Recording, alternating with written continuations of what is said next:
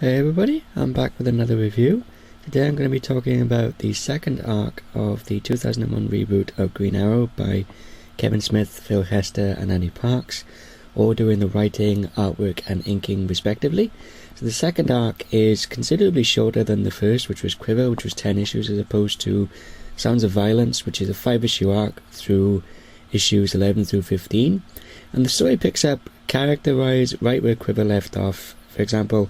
this arc definitely focuses more on the family aspect of Ollie's world. For example, at the start of the story, he's rekindling his relationship with Dinah Lance, aka Black Canary, and he's also building a father relationship with both Connor Hawke, his son from when he was in college, and Mia Dearden, who we met at in the Quiver storyline after she tracked Ollie down, after he sort of helped her to sort of realise that she didn't have to sort of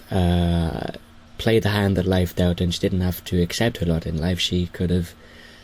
or she did, sort of take control of her own destiny and decide that she didn't want to do what she was doing anymore. So she then became his sort of adopted daughter, so to speak, and she's sort of the new Speedy in her mind, but unfortunately Ollie doesn't want to train her, and we find out later on what that reasonings behind that actually are. So then Ollie is actually revealed to actually have strong paternal instincts anyway, especially with the use at the youth centre, where he helps out every now and again. He does some cooking, he just checks the kids are okay. He does this with Connor to sort of help him to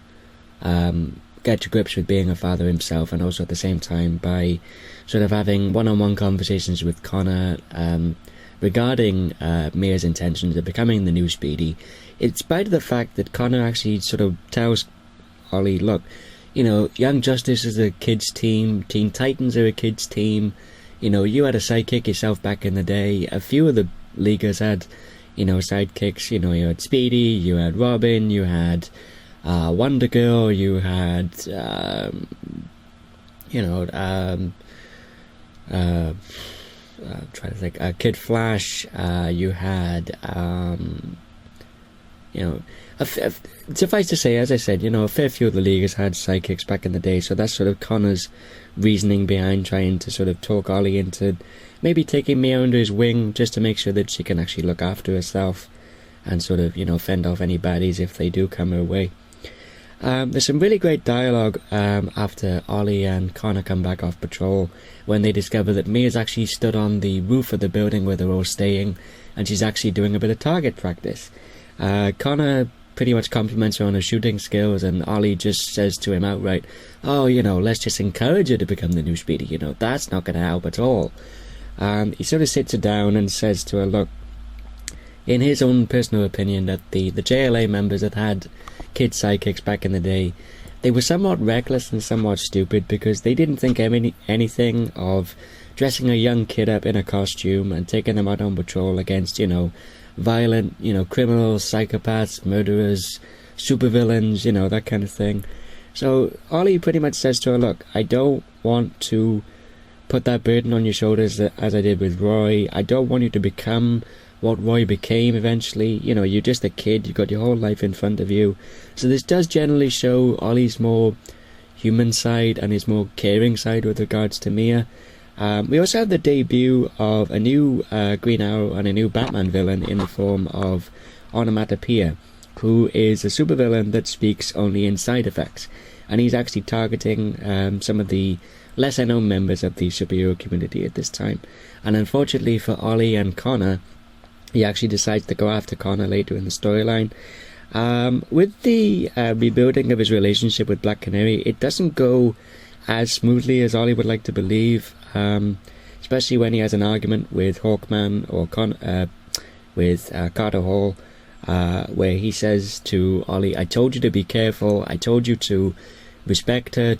boundaries, to give her time, to not push her into anything, you just had to go and sleep with her, well done queen, that kind of thing. In terms of Dinah being quite fragile in Hawkman's mind in regards to relationship commitments. Unfortunately, she hears the argument through the bedroom door, and so there's a really awesome moment where she steps out of the bedroom, she uses a sonic scream to end the argument. And there's also a really fun usage of Mr. Terrific's T-spheres as well, which was really cool and quite funny. There's also some really great laugh-out-loud dialogue between Connor, Mia and Ollie when Ollie walks in first thing in the morning saying morning family, and Mia's sort of questioning Connor about if he's got a girlfriend. He gets a bit embarrassed, and Ollie just sort of walks in at the awkward opportune moment, and he says to him, you know, what's your deal with girls anyway? And Connor just retorts and says, well, if you hadn't walked in, she was totally hitting on me. I could have, you know, said something, but you walked in at the worst opportune moment. And there's also some really funny dialogue between Mia and Ollie, whereby he starts to tell him about his date with Dinah, and there's just some really sort of quite not snappy, but some quite sort of quippy dialogue from Mia in terms of how the date went, which wasn't actually very far from the truth, but Ollie just taking a swig of orange juice, and just upon hearing what Mia says, just spits it everywhere, which was really funny as well. Unfortunately, as I said, Onomatopoeia comes after Connor and he shoots him point blank in the head, whereby he gets rushed into hospital, and there's a really great scene where Ollie's carrying his seemingly dying son into the hospital and screaming for a doctor. We need a doctor now. There's also some really great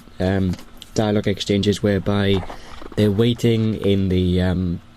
sort of the observatory room above the operating theatre, whereby, you know, Mia, Dinah and Ollie all express their concerns for Connor's welfare, and there's a really great moment of Ollie admitting to Dinah. He says, you know, what am I supposed to do, Dinah? My boy's laying in there dying. And there's a really great sort of inner monologue moment for him where he says, I'm beyond grief at this point, I just want blood. And there's a really great moment of Ollie feeling pretty much powerless to help his son, and all he wants is just blood and vengeance for what's happened to his son, which again showcases Oliver's humanity and just his helplessness in terms of this really extraordinarily bad situation that unfortunately has landed itself on Ollie's doorstep in terms of his family. Unfortunately, Onomatopoeia returns to finish the job, but there's some really great action scenes which follow, particularly with Dinah going up against him and using a sonic scream on him, and also a really great moment of Ollie rushing to his kid's side and saying to Onomatopoeia, get away from my kid, and if he dies, so do you, which again showcases just how much Ollie truly cares for his son in spite of the fact that he hasn't known him very long, in terms of the recent events of him starting to sort of build a father-son relationship with Connor. Unfortunately, when Connor's out of the danger zone, Onomatopoeia surprises Ollie and attacks him, but in the ensuing battle he actually falls out of the building, and we'll come back later in Kevin Smith and Walter Flanagan's 3-issue miniseries Batman Cacophony. But there's a really lovely ending between Ollie, Connor, Mia and Dinah, where they all come in to check on him, and there's some really great family moments, and again more sort of really creepy dialogue from Mia offering to play naughty nurse with Connor until he gets better, and Ollie just sort of retorts back and says, not until you're 18, young lady. And there's a really great moment where Ollie sort of disappears on them for a second, and Dinah asks him, you know, where did you go on us? And he said, oh, I'm just listening to the sound of family. So this again really reaffirms the family and the bonding aspect of Oliver's world. Now that he's come back from the dead, he's slowly starting to rebuild his life and rebuild the relationships with the people that matter closest to him, or the closest to him that mean the most to him, I should say. Once again, Kevin Smith's writing, storytelling and dialogue are absolutely fantastic, coupled immensely by the equally on par artwork and inking of Phil Hester and Andy Parks. This is just another absolutely fantastic story, and if you're new to Green Arrow, if you're an established Green Arrow fan and you're looking for, you know, a new or a different Green Arrow story to read, I cannot recommend both Quiver and Sons of Violence highly enough. Thank you everybody for watching. I hope you all enjoyed the video. As always, please feel free to leave a comment below in the comment section. Rate the video up or down, but if you rate the video down, by all means please feel free to tell me why in the comments below, and I'll take any feedback that's given or any pointers into consideration. And as always, if this is your first time viewing one of my videos and you'd like to see more from me in the foreseeable future, by all means please feel free to click the subscribe button to see more content from me in the foreseeable future. And this has been your host Gambit896 signing off, and I will see you guys next time. Take care.